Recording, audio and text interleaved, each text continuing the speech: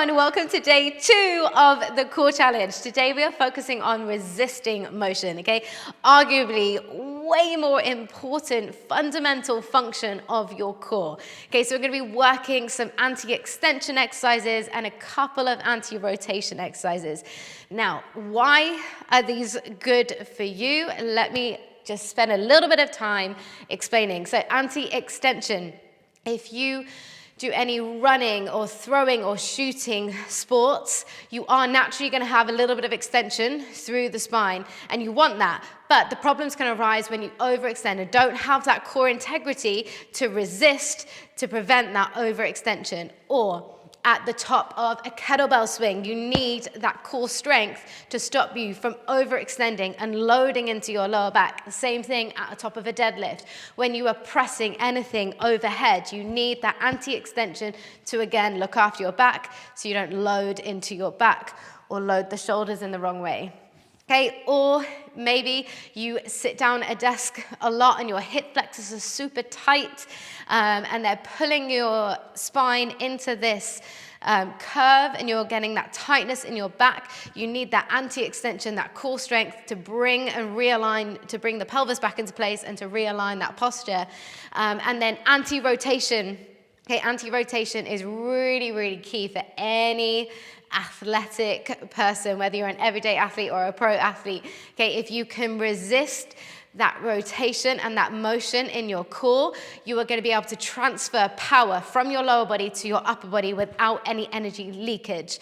Okay, so I could go on about it for ages, but those are a couple of key points as to why anti-movements and resisting motion is so important, and we are going to be doing quite a lot of it on this core challenge, because this core challenge is to make you a better athletic weapon. So this session today is really going to build the foundations on some of those basic resisting motion exercises, and we're going to be building a lot on the idea of these. So really tune in to where your body is in space, what is going on with your rib cage, your placement, your hips, everything like that. Okay, we're going to spend a little bit longer in each exercise because we're not visiting Birdie Burn Town today.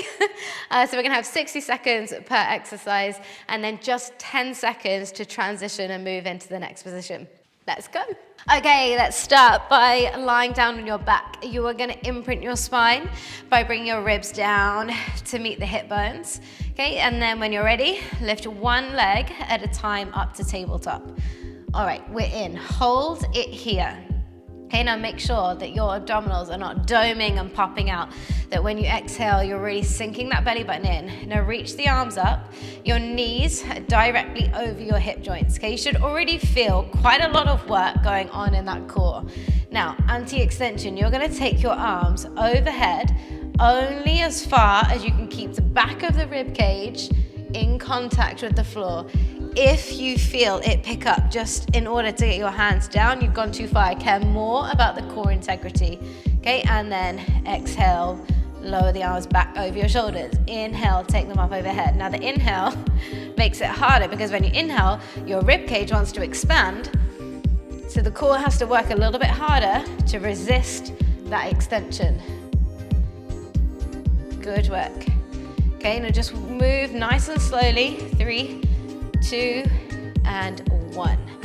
Good work. All right, just cast your eyes for me. Next up, we're going to continue with that same idea. We're going to go for dead bug. All right, so you're going to take the opposite arm and leg out and in. 3, 2, 1, let's go. So opposite arm to leg, extend out and in. Now, instead of thinking about the arm and the leg that are moving, I want you to think about the arm and the leg that are staying still. Okay, especially the knee. The knee likes to creep into the chest because your body always tries to find ways to make things easier. Okay, that one knee wants to stay directly over the hip joint. Okay, all at the same time as really locking this core in. Okay, ribs are pulling down. You're inhaling as the arm and leg go away. Exhale as you bring it back in. Inhale. Exhale.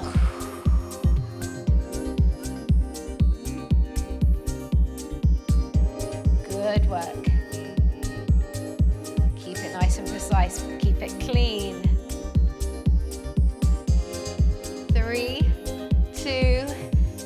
one. All right, drop those feet down. Make your feet are about a fist distance apart. That's same about a fist distance between your knees as well. Arms are gonna stay down by your side. You're gonna press the hands down into the floor and you're gonna lift the hips up, okay? Bring it into a glute bridge. Hold it here. Now really squeeze the glutes. Try and draw your poop bone closer towards your navel so you're feeling this real length through the front of your thighs that work to the hamstrings, the glutes, and the core. Okay, arms are pressing down into the floor. Now imagine you have a spirit level across your hip bones. And you're gonna lift one leg up to tabletop without that spirit level dropping, and then place it down. Okay, anti-rotation.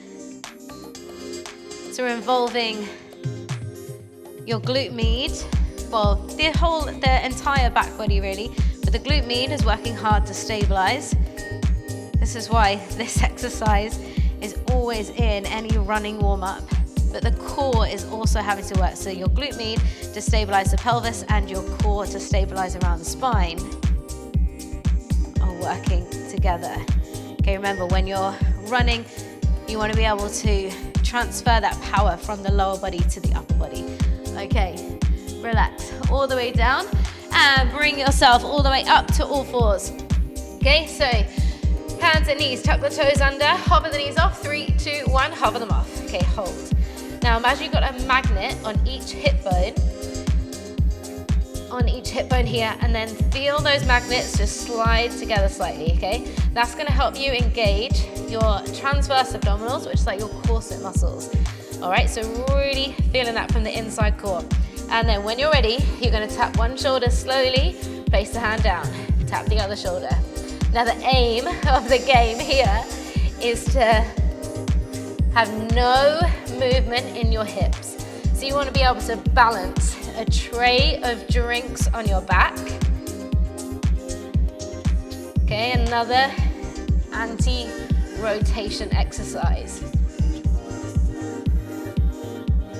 Now if you feel it really gripping in your thighs, just walk your hands a little bit further away until you feel it a little bit deeper in the core, just on the inside of those hip bones. 2 and 1. Nice work. All right, drop the knees down. Okay, that plank we were hitting yesterday. Keep all of those technical points, but we're gonna add a little saw, so a little movement forward and back. Okay, send one leg back, hug the abdominals in. 3, 2, 1, join the other foot.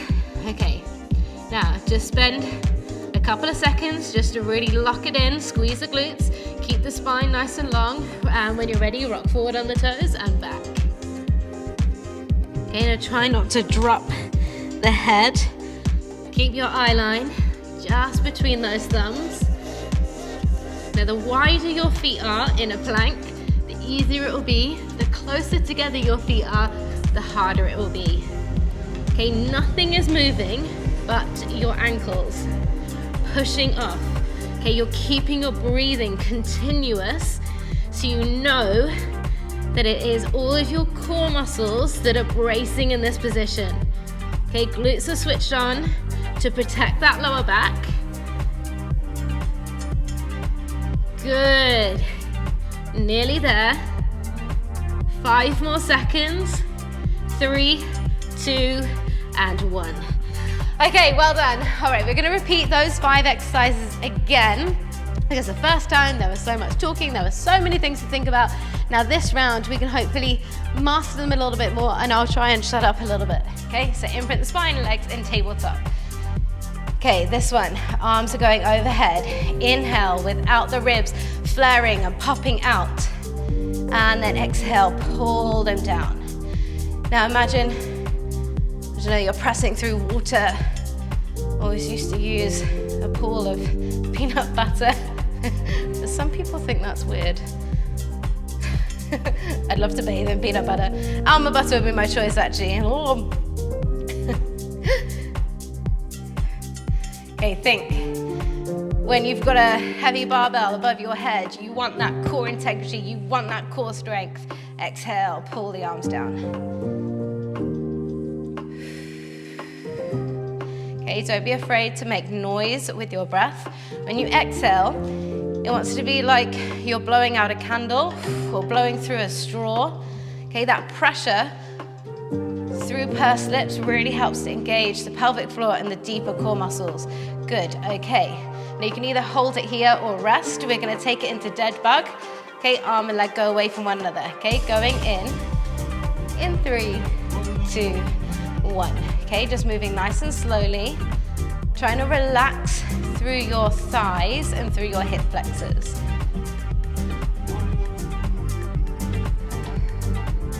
Inhale, arm and leg away. Maintaining that lumbar support, maintaining that imprint. Exhale as I pull back in. Now a cue that works really well for me when I exhale is imagining you're zipping up a tight pair of jeans, and it's that scooping in and up feeling. So it's not compressing and tightening, it's a lengthening, drawing in and up.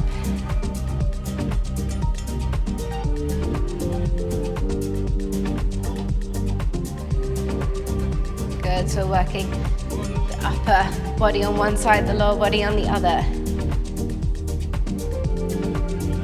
Good work, nearly there. Just maybe one more each side here, or not. 3, 2, and 1. Good. All right, squeeze the knees in, drop them down, those glute bridge walks. So bring yourself up to that glute bridge. Okay, squeezing the glutes, lengthening through the thighs. Arms are there to support, and spirit level is across those hip bones. When you're ready, squeeze a little bit tighter in your left glute to lift the right foot off to tabletop, and then place it down. Squeeze the right glute a little bit more to then lift the left foot off. Okay, you want a seamless transition between the two legs. Okay, working pelvic stability, core stability.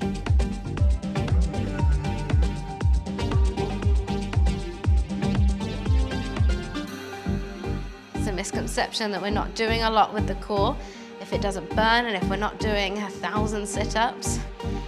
But I promise you, the resisting motion, the anti-movements are so much more functional for your core to prevent injury, to improve your posture, to enhance whatever sport or training you're doing. Okay, relax. All right, we are coming up. And we're gonna take it to those shoulder taps. Okay, bare shoulder taps. Again, try and relax the thighs as much as you can. They will switch on a little bit. Spread the fingertips, tuck the toes, and we are hovered off. Okay, when you're ready, exhale, tap one shoulder. Slowly place the hand down. Again, seamless transition. As little movement in those hips as possible.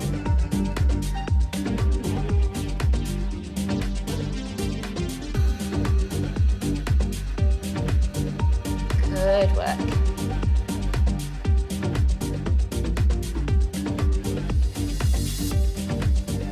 Really trying to keep your knees level.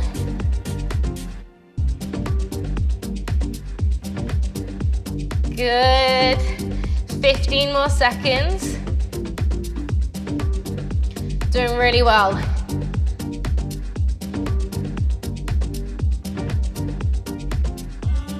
3, 2, and 1. Good. Okay, last and final one, plank saw. Number 11 with those forearms. Open them up, one leg back. Scoop the abdominals in. Let's get into that plank early. 3, 2, 1. Let's rock it forward and back. Okay, so you're pushing the forearms down into the floor. Your rib cage is pulling in and up to the ceiling. You're squeezing the glutes, your crown of your head is lengthening forward, and your heels are reaching back.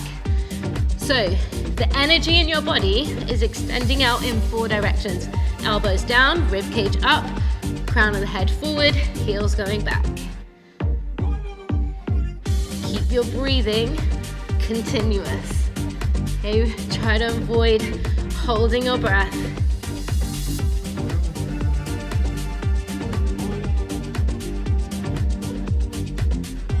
It's a little bit of a burner on the end. All right, 10 more seconds.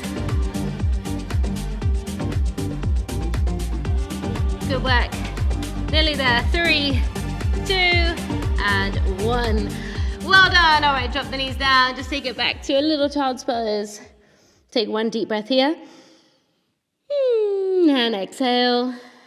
Good, and then come up. Just to sit on your heels, clasp the hands behind the back. Open up the chest. Good.